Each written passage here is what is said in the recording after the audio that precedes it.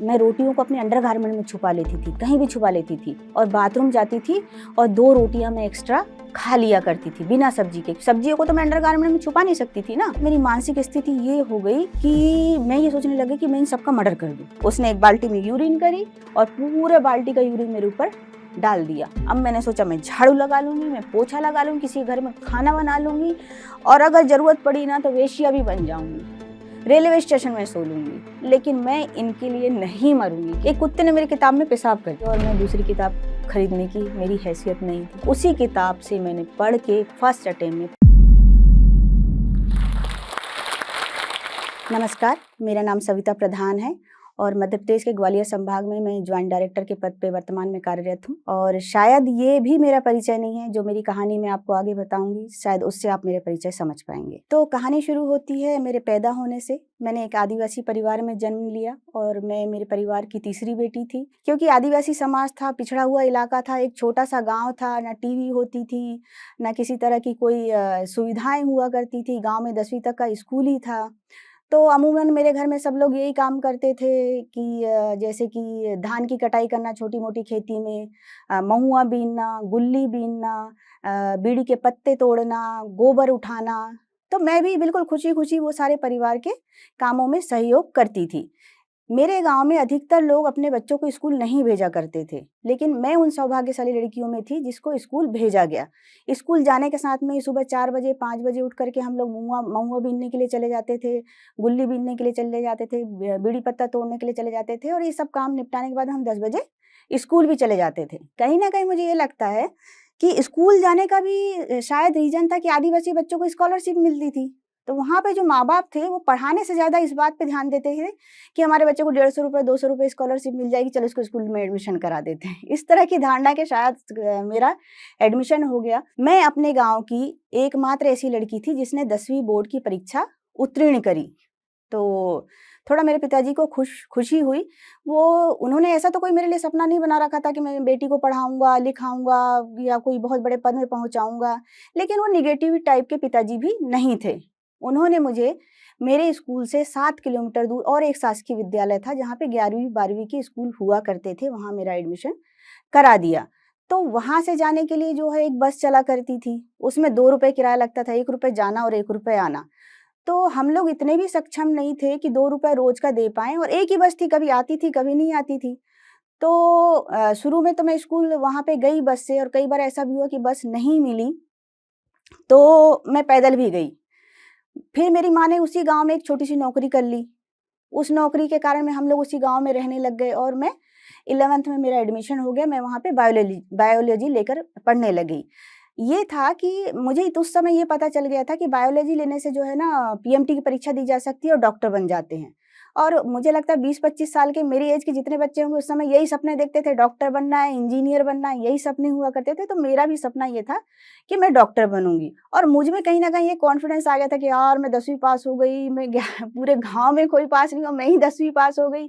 तो मैं में एकदम कॉन्फिडेंस आ गया कि मैं तो डॉक्टर बन ही जाऊँगी। और इसी बीच में क्या हुआ कि मेरे लिए शादी का एक रिश्ता आया।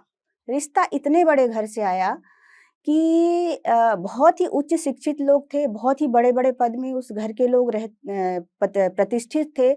तो उस घर से जब मेरे लिए रिश्ता आया तो मेरे पिताजी बहुत ही आश्चर्यचकित हो गए कि हम तो इतने से गरीब लोग, हम लोग महुआ बीनने वाले लोग, बीड़ी पत्ता तोड़ने वाले लोग, गोबर उठाने वाले लोग, धान की कटाई करने वाले लोग, इतने बड़े घर से मेरी लड़की का रिश्ता आ रहा है। तो मेरे पिताजी बिना कुछ सोचे, देखे, समझे, इवन वो लड़के का घर भी नहीं देखने गए, और उन्होंने बिल्कुल पहली बार देखने आए और हाँ कर दी। लेकिन मैं मेरे सपनों में खोई हुई थी, तो मैंने मेरे बाबूजी से कहा कि बाबूजी मेरे को शादी नहीं करनी है, मुझे शादी नहीं करनी है। तो मुझे बोला कि नहीं, इतने बड़े घर से रिश्ता आया है और तू समझ नहीं रही है। फिर उनके जो पिताजी थे जहाँ मेरी शादी हुई, फादर इन लॉ शब्द मैं इसलिए नहीं बोलूँगी कि फादर शब्द जो है ना बहुत मेरे लिए सम्मानजनक शब्द है। वो तो इंसान कहलाने के भी लायक नहीं थे, तो उनको फादर इन लॉ कैसे बोलूँ। पर वो जो भी इंसान था उसने मेरे पिताजी को ये बोला कि रिसेंटली हमारी एक बेटी की डेथ हुई है, उसका भी सपना था डॉक्टर बनना, पढ़ाई करना। तो सविता को हम इसलिए लेके जाएँगे कि हम उसको, उसके सपनों को सविता में जीना चाहते हैं, उसको पढ़ाना चाहते हैं, उसको डॉक्टर बनाना चाहते हैं, तो इसलिए हम इस लड़की से शादी करना चाहते हैं। मेरे पिताजी को ये बात जम गई, क्योंकि कहीं न कहीं मेरे पिताजी की इतनी हैसियत नहीं थी कि वो मुझे पीएमटी की कोचिंग करा सकें या मेरी कोई पढ़ाई में कॉलेज की फ़ीस भर सकें, इस तरह की कोई भी उनकी हैसियत नहीं थी। मेरे पिताजी ने इस बात को मान लिया, ना उस लड़के की एज देखी, ना वो घर जाके उसके परिवार को देख के आए कि वो जो बोल रहे हैं वो सही है या नहीं है। दूसरे ही दिन मेरी सगाई तय कर दी गई। वो लड़का उस समय मुझसे उम्र में 10-11 साल बड़ा था। जब सगाई तय करी गई तो ऑब्वियसली दूसरे दिन उसने अपनी माँ, बहन, उसके जो रिलेटिव थे उन सबको बुलवाया कि एक लड़की हमने पसंद कर ली है, उससे सगाई हो रही है, तो सब लोगों को उसने बुलवाया। हमारे घर में चूल्हे में खाना बना करता था। तो वो उसकी जो बहन थी उस समय एमबीबीएस कर रही थी। तो मैं मेरी बड़ी दीदी के साथ में किचन क्या चूल्हे में खाना बना रही थी। मेरी दीदी बना रही थी, मैं उनके सामने बगल में चूल्हे में बैठी हुई थी। तो वो अपनी बहन को मुझसे मिलवाने के लिए लेके आया। तो हमारे यहाँ तो हाय हेलो कुछ चलता नहीं था गाँव में, राम राम, नमस्ते, पैर पड़ना यही सब कुछ चलता था। तो बोला ये मेरी बहन है। तो मैंने एक हल्की सी स्माइल दे करके बस उनको नमस्ते किया। उसने मुझे सबके सामने इतना जलील किया, बेवकूफ़ कहीं की, हाय हेलो कभी करते भी नहीं आता है तेरे को, बदतमीज। मैं वहीं सहम गई।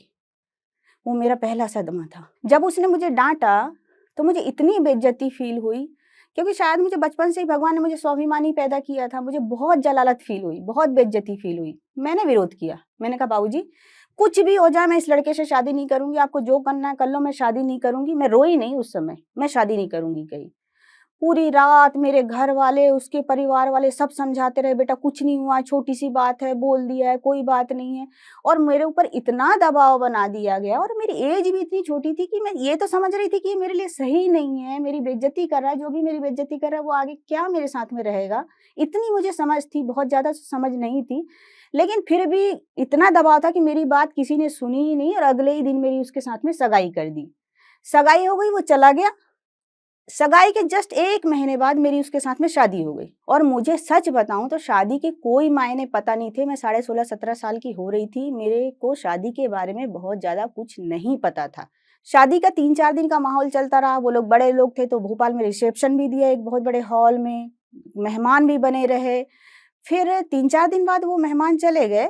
फिर वो जो मेरी सिस्टर इन लॉ थी, फिर मैं कहूँगी कि सिस्टर शब्द भी बहुत संवेदनशील शब्द है। जो लड़की लड़की बनने के लायक नहीं उसको सिस्टर कैसे बोलूँ? लेकिन रिलेशन में उस समय मेरे लिए वो सिस्टर इन लॉ थी। तो उसने किचन में लिखा एक काले स्केच पेन से पहले सफाई करो फिर खाना बनाओ। बहुत ही बोल्ड अक्षरों में किचन में उसने लिखा। वो लोग एक पक्के मकान में रहते थे, हम लोग तो कच्चे मकान में रहते थे, मिट्टी वाले मकान में रहते थे। तो वो पहला एक टाइम था जो मुझे फिर से मेरे आत्मसम्मान को हर्ट हुआ कि मुझे नौकरों की तरह ट्रीट किया जा रहा है और शायद नौकरों के लिए ऐसे गाइडेंस होते हैं कि पहले सफाई करो फिर खाना बनाओ। मैंने कोई रिएक्शन नहीं किया। घर के सारे काम झाड़ू, पोछा, बर्तन, कपड़े, इसके अलावा मेरी दादी सास भी हुआ करती थी जो बेड में ही लैट्रिन बाथरूम सब करती थी। तो उनका बेड में ही लैट्रिन बाथरूम कराना, उनके लैट्रिन बाथरूम के कपड़े साफ करना, ये सारा काम मेरा हुआ करता था। स्थिति ये भी मेरे लिए फिर भी स्वीकार्य थी कि मैं घर का सारा काम कर लूँ। हालाँकि ना मेरी एज थी, ना मेरा वैसा मेंटल प्रिपरेशन था कि मैं इतने काम कर सकूँ। मैं घर में काम करती थी, लेकिन मुझे घर में आराम भी मिलता था, भरपूर नींद भी मिलती थी और जो उपलब्ध था वो भरपूर खाना भी मिलता था, चाहे वो दाल-चावल सब्ज़ी क्यों ना हो। वहाँ ना मुझे खाना मिलता था, ना मुझे आराम मिलता था और बाकी चीज़ें जो मेरे साथ में चालू हुई, मारना, मतलब मुझे पता ही नहीं चलता था कि मारना क्या होता है, मतलब किस बात पे मारा जाता है। जाते से मुझे 8-10 दिन बाद नियम समझाया गया कि उस ससुराल में कैसे रहना है। आप डाइनिंग टेबल में नहीं बैठोगे, आप सोफ़े में नहीं बैठोगे, आप टीवी नहीं देखोगे, आप हँसोगे नहीं, आप गाओगे नहीं, आपकी तेज़ आवाज़ नहीं हो। अगर आपको बात करना हो, वैसे तो आपको बात करना ही नहीं है, अगर आपको बात करना हो तो थर्ड बटन में मतलब ऐसे, नीचे मुंडी करके आपको बात करनी है। किसी के सामने खड़े होना तो ऐसे, ऐसे खड़े होना है। ये मुझे नियम उस घर में समझाए गए। मैं इन नियमों से बिल्कुल परिचित नहीं थी। खाना खाने का ये नियम था कि सबसे आखिरी में आप खाना खाएँगे, वो भी बच गया तो। नहीं बचा तो दोबारा आपके लिए खाना नहीं बनेगा, जबकि खाना मैं खुद ही बनाती थी। तो मैंने क्या किया, मैंने उनको कहीं न कहीं मैं मार के डर से, गाली के डर से क्या करती थी कि मैं रोटियों को अपने अंडरगारमेंट में छुपा लेती थी, कहीं भी छुपा लेती थी और बाथरूम जाती थी और 2 रोटियाँ मैं एक्स्ट्रा खा लिया करती थी बिना सब्जी के। सब्जियों को तो मैं अंडरगारमेंट में छुपा नहीं सकती थी ना, तो मैं रोटियों को अंडरगारमेंट्स में अपने छुपा करके बाथरूम में जा करके रोटियाँ खाया करती थी। लेकिन उस समय मुझे बिल्कुल भी नहीं पता था कि मेरे साथ में क्या हो रहा था, ना उस समय इंटरनेट था, ना मैं न्यूज़पेपर पढ़ती थी, ना मैं टीवी देखती थी, मुझे कुछ भी नहीं पता था कि क्या सही होता है, क्या गलत होता है, लेकिन मुझे कहीं न कहीं लगता था कि मेरे साथ में बहुत गलत हो रहा है। इस बीच में ये हुआ कि एक दिन मेरे बाबूजी मेरे से घर में आए, तो उसी दिन उसने मुझे मारा था। तो मेरे बाबूजी जब घर में आए तो मैं बहुत रोई। मैंने कहा बाबूजी यार प्लीज़ मेरे को लेके चलो, मेरे को इसके घर में नहीं रहना है, कैसे भी करके आप मुझे लेकर के चलो। मेरे बाबूजी ने मुझे आश्वासन दिया कि बेटा तू शाम को तैयार रहना, मैं तेरे को लेके चलूँगा। मैं ना उस दिन सबसे ज़्यादा खुश हुई, सारी तकलीफ़ों में को छोड़कर मैं खुश हो गई, यार मुझे आज आज़ादी मिलने वाली है, मैं इस घर को छोड़ के जाऊँगी, मुझे रोज़ मार नहीं खाना पड़ेगा। शाम के 4 बज गए, 5 बज गए, 6 बज गए, 7, 8, 9, 10 मेरे बाबूजी मेरे को लेने के लिए नहीं आए। नहीं आए मेरे बाबूजी मेरे को लेने के लिए। उस दिन मैं समझ गई कि मुझे कोई भी बचाने के लिए आने वाला नहीं है। जीना, मरना जो भी है ना, मुझे यही करना है। मुझे कोई बचाने के लिए नहीं आने वाला है। उसका ऑलरेडी कहीं के साथ में अफ़ेयर भी चल रहा था, बहुत जगह उसके रिश्ते भी थे, कभी घर आता था, कभी नहीं आता था। जब भी आता था तो सिर्फ़ मारने के लिए आता था। अगर मैं मार को गिनना चाहूँ ना, तो मैं ना याद कर सकती हूँ, ना गिन सकती हूँ कि मुझे कितनी बार उसने मारा होगा, मैं गिन भी नहीं सकती हूँ। अब पता है मेरी मानसिक स्थिति ये हो गई कि मैं इन सबका मर्डर कर दूँ। सबका मर्डर कर दूँ तो फिर वो मैं ये भी सोचती थी मर्डर कर दूँगी तो मैं जेल चले जाऊँगी। तो मैं एक छोटे बच्चे के दिमाग के हिसाब से साढ़े 17-18 साल की उम्र में जो मेरा दिमाग था, आज तो इंटरनेट है, मीडिया है, उस समय कुछ नहीं था उस समय। तो मैं उस समय सोचती थी कि मैं इनकी बॉडी को कैसे ठिकाने लगा दूँ, सेप्टिक टैंक में डाल दूँ, इनको काट दूँ, क्या कर दूँ, इस तरह की मानसिक चीज़ें मेरे दिमाग में आने लग गई। इसी बीच में क्या हुआ मेरी तबीयत खराब हो गई बहुत। जब मेरी तबीयत खराब हुई काफ़ी दिन से मेरी खाँसी चल रही थी, फ़ीवर आ रहा था।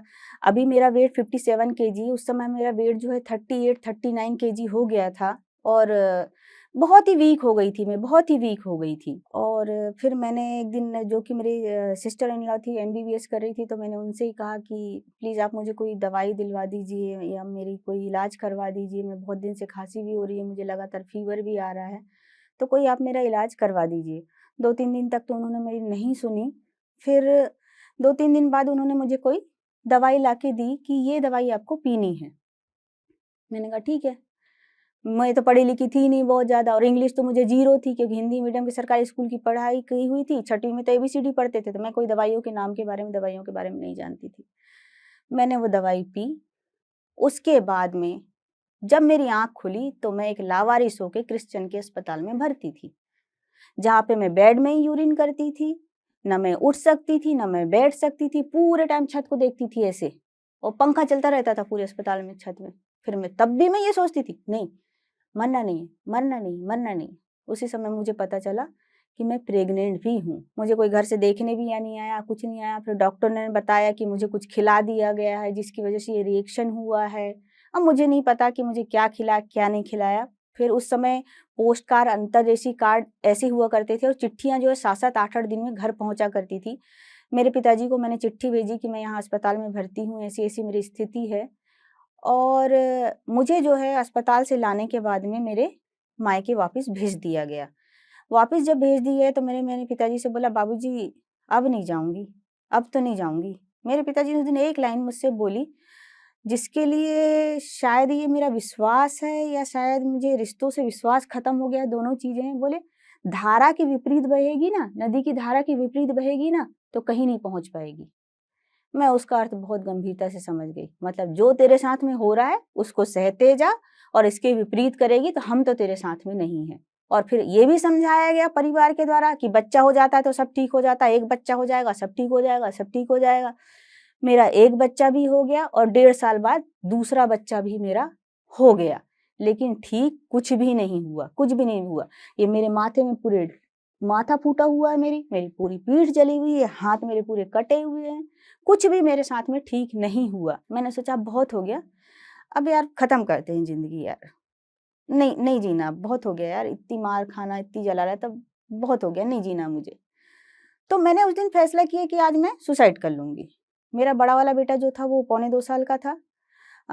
छोटा वाला ये जो 4 महीने का था, तो मैंने पहले अथर्व नाम है मेरे बड़े बेटे का, उसको मैंने सुलाया।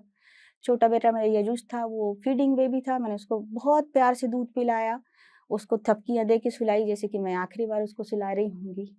मैंने तो उस समय यही सोचा कि मैं आखिरी बार ही सुला रही हूँ उसको, पता नहीं इसके बाद कोई सुलाएगा भी या नहीं सुलाएगा। मैंने सच में यही सोचा था उस दिन। लेकिन कहीं न कहीं ना दिल में लग रहा था कि यार मैं गलत डिसीज़न ले रही हूँ, मैं गलत डिसीज़न ले रही हूँ। मतलब 100% श्योर नहीं थी, बस मैं मानना चाहती थी।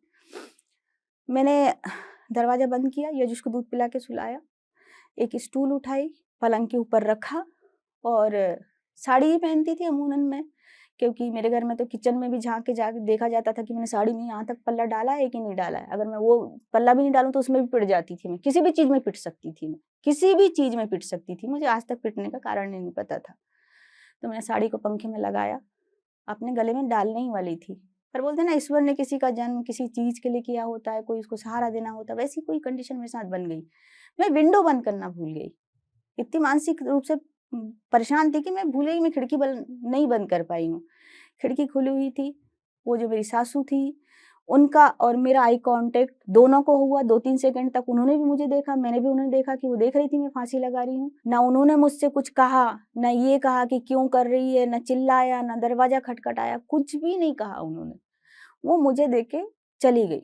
मुझे अचानक से दिमाग में आया, वैसे भी कहीं न कहीं मेरे मन में था कि मैं किसी भी हालत में अन्य को छोड़ के नहीं जाना चाहती थी, पर मैं मर रही थी। अचानक से मेरे दिमाग में आ गया, मैं इनके लिए मरना चाहती हूँ, इनके लिए मरना चाहती हूँ मैं। नहीं मरना यार, नहीं मरना बिल्कुल। अब मैंने सोचा मैं झाड़ू लगा लूँगी, मैं पोछा लगा लूँगी, किसी के घर में खाना बना लूँगी और अगर ज़रूरत पड़ी ना तो वेश्या भी बन जाऊँगी। रेलवे स्टेशन में सो लूँगी, लेकिन मैं इनके लिए नहीं मरूँगी किसी भी हालत में। उसके बाद मैं मेरे दोनों बच्चों को लेकर के जो उन्हीं के रिलेटिव की एक कज़न सिस्टर थी मेरी बहुत अच्छी उससे रिश्ता था बहुत अच्छा, मैं उसके घर में चली गई, वो और उसका भाई उस घर में रह के पढ़ाई करते थे। मैं मेरे दोनों बच्चों को लेकर के वहाँ पे चली गई और उस समय मेरी माँ ने मेरा साथ दिया। वो मेरे पिताजी को बोल के आ गई कि अब बहुत हो गया, मेरी लड़की जो भी करना चाहती है, नहीं करना चाहती, मैं उसके साथ में रहूँगी, अब मैं मेरी लड़की का साथ दूँगी और मेरी माँ मेरे साथ में आके रह गई। एक 350 स्क्वायर फुट के फ्लैट में मैं, मेरे दोनों बच्चे, वो दोनों भाई-बहन और मेरी माँ, हम सब लोग रहने लग गए। उस समय फिर मैंने एक पार्लर में नौकरी करी और पार्लर में नौकरी करने का मेरा कारण ये था कि मैं पार्लर का काम सीखना चाहती थी। लेकिन क्योंकि मेरे पास में पार्लर के काम सीखने के लिए पैसे नहीं थे, तो मैंने सोचा कि वहाँ देख-देख के मैं सीख जाऊँगी। तो मैंने उस पार्लर में 1 महीने नौकरी करी और मैं छोटा-मोटा काम वैक्सिंग का, थ्रेडिंग का, छोटा-मोटा कटिंग का काम मैंने सीख लिया। क्योंकि मेरी माँ गाँव में सिलाई किया करती थी, तो उनको देख-देख के मैंने बचपन से सिलाई भी थोड़ी-सी सीख ली थी।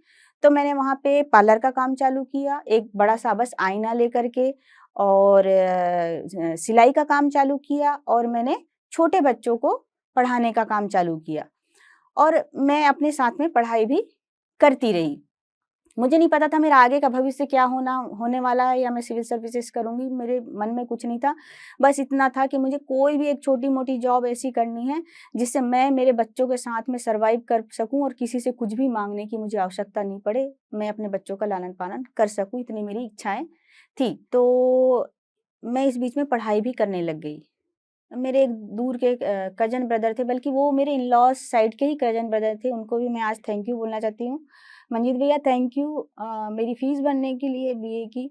उन्होंने मुझे कहा कि मैं आपकी फ़ीस भर दूँगा, उन्होंने मेरी बीए की फ़ीस भर दी क्योंकि मेरे पास 2 छोटे बच्चे थे, मैं कॉलेज नहीं जा सकती थी।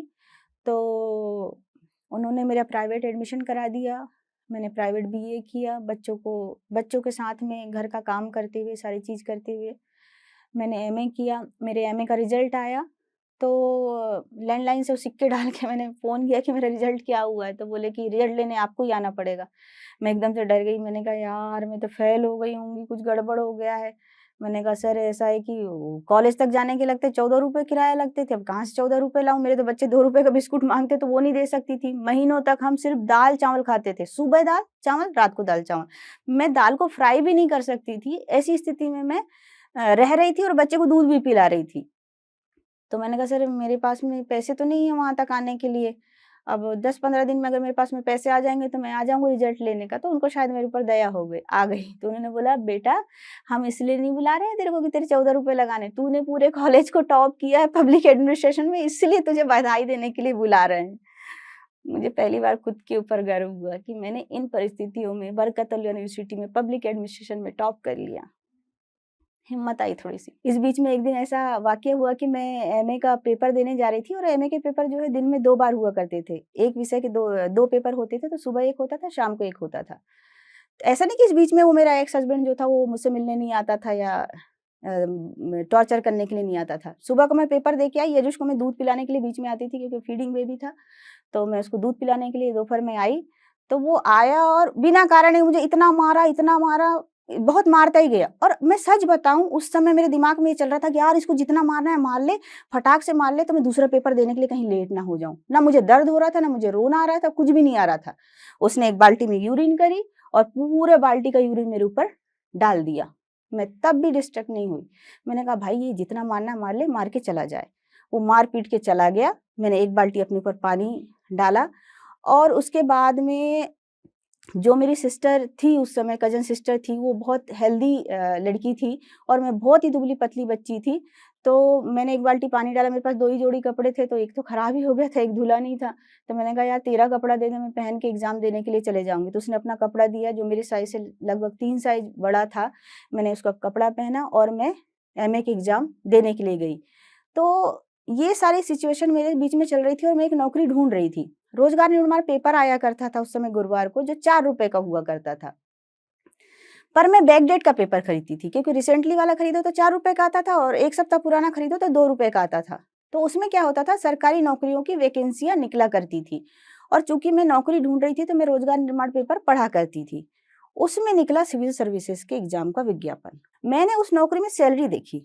उस समय सैलरी थी उसकी बेसिक वेतनमान जो था 12,000 कुछ था और वो शायद 15-16 हज़ार रुपए उसमें सैलरी मिलती है। उसमें पूरे एग्ज़ाम के सिलेबस, पैटर्न सब कुछ लिखा हुआ था कि प्रीलिम्स कैसे होता है, मेंस कैसे होता है, इंटरव्यू कैसे होता है। मैंने कहा यार ये एग्ज़ाम अच्छा है यार, इसको अगर अपन कर लेंगे तो अपन मुझे नहीं पता था इतनी पावर हो जाएगी, पोस्ट हो जाएगी, क्या होगा? मुझे सैलरी दिख रही थी उसमें भी। मुझे लगा कि यार ये एग्ज़ाम अच्छा है, इसको अगर मैं दे दूँगी तो मैं अ, अच्छी सैलरी पाने लग जाऊँगी और मैं अपने बच्चों को अच्छे से पढ़ा सकूँगी। तो मैंने सोचा कि ठीक है, मेरी फ़िज़िकल कंडीशन ठीक नहीं है, मानसिक रूप से भी मैं स्वस्थ नहीं हूँ कि मैं चीज़ों को मेमोराइज़ कर पाऊँ, याद कर पाऊँ। तो मैंने कहा ठीक है, लोगों को 1 बार में याद होता है, को 2 बार में होता है, को 5 बार में होता है, मैं 100 बार में याद करूँगी। लेकिन मैं इस एग्ज़ाम को दूँगी और मैं इसको क्लियर करूँगी। तो बच्चे मेरे छोटे थे तो जनरली मैं छत में जाके छुप के पढ़ती थी और मेरी माँ मेरे बच्चों को सँभालती थी। और क्योंकि यजुष दूध पीता था तो मेरी माँ ने मुझे आवाज़ लगाई कि आजा 3 घंटे हो गए हैं, पढ़ रही है, बच्चे को दूध नहीं पिलाई है, पिला दे। तो मैं नीचे आई और मैं यजुष को दूध पिलाने लग गई। उतने में मैं किताब ऊपर ही छोड़ के आ गई थी छत में। एक कुत्ते ने मेरी किताब में पेशाब कर दी।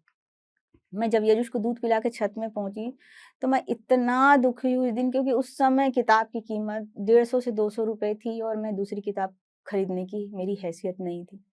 मैंने उसको भी पॉज़िटिविटी में लिया। मैंने कहा कोई बात नहीं, मैं तो वैसे शिव जी की भक्त हूँ। मैंने कहा शिव जी का मेरे को आशीर्वाद मिल गया, इसी किताब को मैं पढ़ूँगी। मैंने उस किताब को सुखाया, सूखने के बाद वो इतनी किताब इतनी हो गई फूल की क्योंकि कुत्ते ने उसमें यूरिन कर दी थी और उसी किताब से मैंने पढ़ के फर्स्ट अटेम्प्ट में प्रीलिम्स निकाल ली। जब मैंने प्रीलिम्स निकाल ली तो थोड़ा-सा पहले तो किसी को पता ही नहीं था कि मैं सिविल सर्विसेज़ निकाल पाऊँगी, लेकिन जब मैंने प्रीलिम्स निकाल ली तो मेरी माँ थोड़ा-सा मतलब पॉज़िटिव हुई। तो वो बोलते हैं ना कि गाँव में रिवाज है, पंडित को दिखा दो, ये पूजा करा लो, फलाना करा लो, ढिमका करा लो, तो मेरी माँ जो है मेरा हर जगह हाथ दिखाया करती थी। मैं बुरा मानती थी इन सब चीज़ों को, पर मेरी माँ की भावनाओं का सम्मान करते हुए मैं हाथ दिखा देती थी। वैसे मैं इन सब चीज़ों में बिल्कुल बिलीव नहीं करती हूँ। तो मेरा पंडित जी को हाथ दिखाया गया और उन्होंने मुझे पंडित जी ने मेरा हाथ देकर के कहा कि इसके भाग्य में जो है ना सरकारी नौकरी की लेखा नहीं है। इसके पहले भी 2-3 बार वो बोल चुके थे पर प्रीलिम्स के बाद भी उन्होंने कहा कि इसके भाग्य में सरकारी नौकरी की रेखा नहीं है। मैंने बड़ी विनम्रता से उनसे कहा, ऐसा है पंडित जी, नहीं होगी अभी रेखा, लेकिन मैंने इतनी मेहनत करी है ना कि अब भगवान मेरे हाथ में रेखा बना देंगे और बनी वो मेरे हाथ में रेखा और मैंने मेंस भी क्वालीफाई किया। मेरा इंटरव्यू के लिए कॉल आया और मैं इंटरव्यू देने के लिए गई। मेरा इंटरव्यू का भी पहला अनुभव था, इसके पहले मैंने जीवन में कोई इंटरव्यू नहीं दिया था, मैंने कोई इसकी प्रिपरेशन नहीं करी। इंटरव्यू मैं इंदौर में दे कर के आई, सिविल सर्विसेज़ के इंटरव्यू इंदौर में होते हैं, स्टेट सिविल सर्विसेज़ के। उसके बाद में रिजल्ट आने में काफ़ी टाइम लग गया। इस बीच में मैंने दूसरी पीएससी भी दे दी।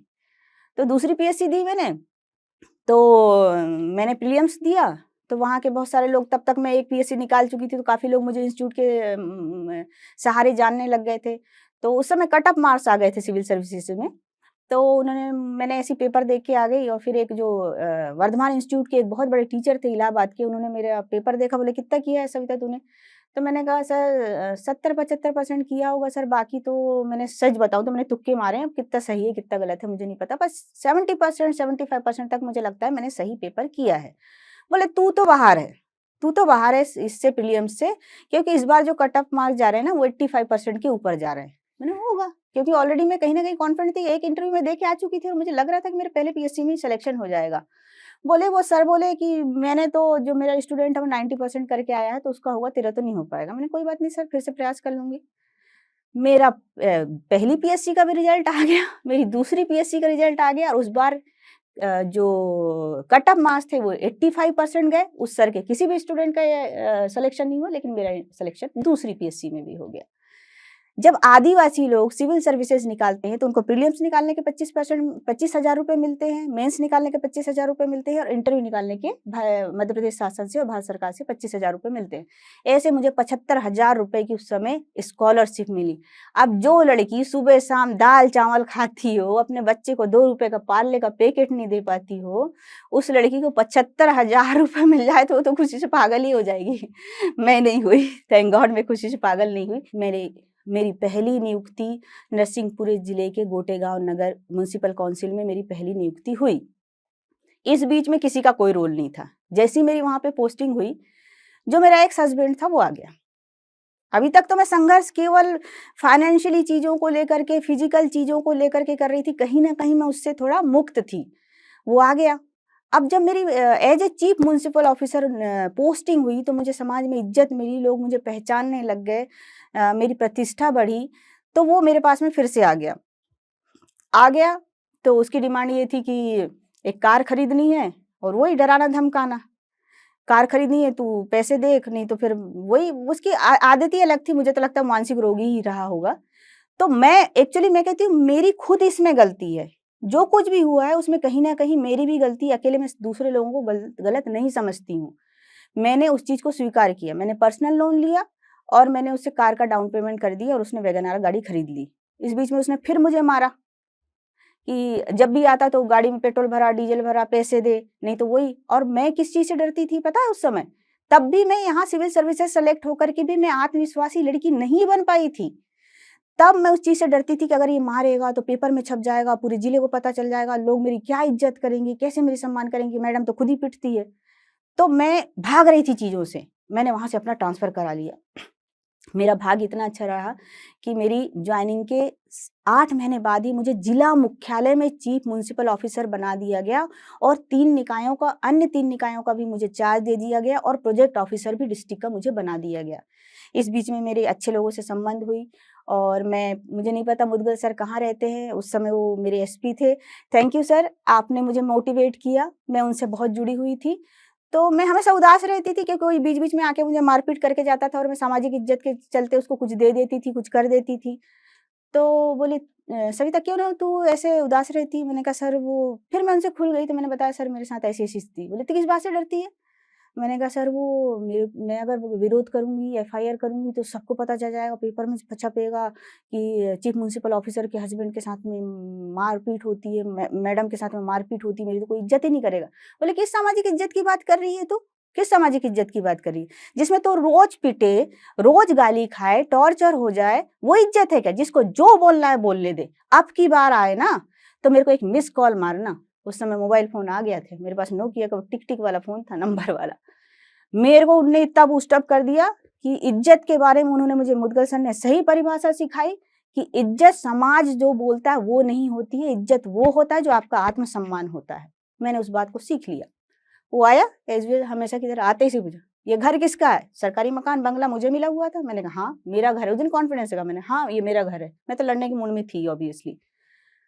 तो बोला, "अच्छा ये तेरा घर है?" उसने मेरे बाल पकड़े, उसको मारने का ये तरीका था, बाल पकड़ के खिड़की में भटक देना, लात मार देना, घूसा मार देना, पटक देना, जिस भी तरह से वो मार सकता था, वो मारता था। मैंने मोबाइल में डायल किया तो एक ही रिंग जा पाई सर को, एक ही मुदगल सर की रिंग जा पाई, पर उसमें लिखा हुआ आया एसपी मंडला। उसने देखा कि इसने एसपी को फ़ोन कर दिया है, तो उसने बोला कि, "आज तो तूने पुलिस को बुला लिया है, तो अब मैं तेरे को उतना मारूंगा, इतना मारूंगा जब तक पुलिस नहीं आएगी। जिंदा बच गई तो तेरी कहानी, नहीं बची तो तू जान। पर मैं उस दिन एक भी नहीं रोई। वैसे तो मैं उसके मारने पे रोती ही नहीं थी। मैं उस दिन इतना कॉन्फिडेंट थी, मैंने सोचा कि ये मुझे आज आखिरी बार मार रहा है, इसके बाद ये जीवन में मुझे नहीं मारेगा। मेरी बैचमेट का भाई वहाँ पे फूल सिंह टेकाम टीआई था। फूल सिंह भैया थैंक यू। और वो 2.5 मिनट के अंदर मेरे घर में पुलिस आई। और जब पुलिस ने मेरी हालत देखी, मेरी नाक से खून बह रहा है, मेरे दाँत से खून बह रहा है, मतलब बहुत 2.5-3 मिनट में वो जितना मुझे मार सकता था मार दिया। मेरे दोनों बच्चे यजु शरथर दरवाजे में मम्मी मम्मी करके चिल्ला रहे थे क्योंकि मारने पीटने की आवाज़ आ रही थी। जब पुलिस ने मेरी हालत देखी तो एक प्लास्टिक की चेयर लगा के उन्होंने मुझे आंगन में बैठाया और पुलिस वालों ने लिटरली मुझे देखने के बाद में उसके साथ में जो सच में व्यवहार होना चाहिए था, जो सालों से नहीं हो पाया था, वो व्यवहार पुलिस वालों ने उसके साथ में किया और अच्छे से उसकी पिटाई करी।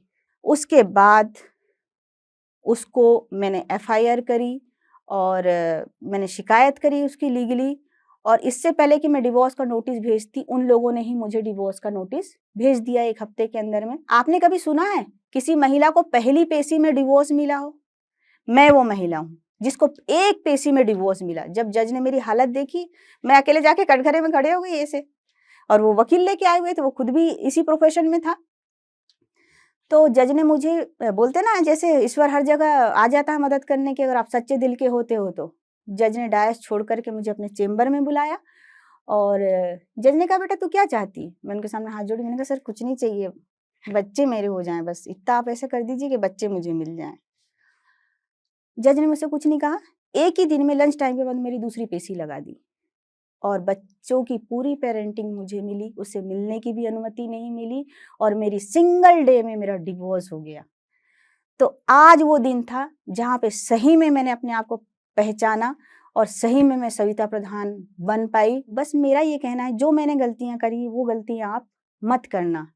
मैंने बहुत देर लगा दी विरोध करने में, मैंने बहुत देर लगा दी बाहर निकलने में, मैंने बहुत देर तक समाज की मानी। जब आपको लगता है कि आपके साथ में गलत हो रहा है तो आप महसूस कर रहे हो ना, समाज ने महसूस नहीं कर रहा है, दुनिया महसूस नहीं कर रही, कोई भी रिश्तेदार महसूस नहीं कर रहा है। वो लोग जो मुझे ताने दिया करते थे कि जब मैं वापस आ गई तो अच्छा तेरा पति छोड़ दिया? मेरे बच्चों को अगर मैं कहीं लेके जाती तो पूछते तेरे पापा नहीं है? तेरे पापा ने छोड़ दिया तेरे को? नहीं है? इस तरह के जो समाज में ताने मारते थे, जो मुझे कोई कहीं भी रिकॉग्नाइज़ नहीं करते थे, अब वो बढ़ चढ़ के बताते, अच्छा सविता हमारी भतीजी है, सविता हमारी बुआ है, सविता हमारी दीदी है। यही काम अगर मैंने जो इतने सालों बाद किया, पहले ही कदम उठा लिया होता, तो शायद मुझे इतनी हिंसा का शिकार नहीं होना पड़ता, इतनी मानसिक और इतनी शारीरिक यातनाएँ सहनी नहीं पड़ती। इस कहानी को बताने का मेरा उद्देश्य ये नहीं कि मैं अपने दुखड़े रोना चाहती हूँ। मैं बिल्कुल अपने कोई दुखड़े नहीं रोना चाहती हूँ। ये मेरा पास्ट था जिससे मैंने जीवन में सीखा। मैं इस कहानी को बताने के लिए इसलिए आई हूँ उन सारी लड़कियों को, उन सारी महिलाओं को कि किसी भी तरह की अगर यातनाएँ आपके साथ में हो रही है तो समाज को, परिवार को, रिश्तेदारों को देख कर के मत सहिए। कोई भी आपकी मदद करने के लिए नहीं आएगा। जो इंसान खुद की मदद नहीं करता ना, उसकी तो भगवान भी मदद नहीं करते। मैंने खुद की मदद की शायद, इसलिए ईश्वर ने भी मेरी हर जगह मदद करी। कहीं न कहीं मैंने माना कि मैं कर लूँगी, मैं कर लूँगी, मैं कोशिश करूँगी, मैं पार्लर का काम करूँगी, मैं बच्चों को पढ़ा लूँगी, मैं कोई बाबू की नौकरी कर लूँगी। लेकिन मैंने लगातार कोशिशें करती रही, तब जाके मैं इस मुकाम पे पहुँच पाई हूँ। आज 17 साल से मैं जॉब कर रही हूँ। 2015 में मैंने रीमैरेज करी, समाज की एक और मान्यता को मैंने बोलते हैं ना ठेंगा दिखा दिया कि डिवोर्सी लड़की की 2 बच्चों की माँ की शादी नहीं हो सकती, तो एक बैचलर लड़के ने मेरे घर में बारात लाके पूरे बैंड बाजा के साथ में मेरे इन-लॉज़ ने, मेरे हस्बैंड ने मुझे अपनाया, मेरी शादी हुई और मेरा एक बच्चा भी है, खुशहाल परिवार भी है। और मैं जोस्टॉक को बहुत-बहुत धन्यवाद देना चाहती हूँ कि आपने मेरी कहानी जो दबी हुई थी, छुपी हुई थी, मेरे संघर्षों को कहीं न कहीं दुनिया के सामने लाया। आपका बहुत-बहुत धन्यवाद।